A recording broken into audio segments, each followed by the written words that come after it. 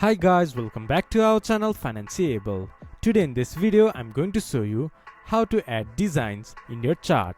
To do so, follow some simple steps with me.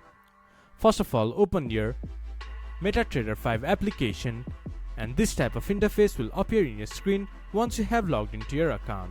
From here, press F8. Then you can change your background color or foreground grid and many more. You can change your theme from here. Once you have finalized your theme, click to OK. You can also add indicators like trend line, horizontal line, vertical line, and many more. This is how you can design on charts in MetaTrader 5. This much for today's video. If you guys find our video helpful, please leave a like and comment. And do not forget to subscribe our channel and hit the bell icon.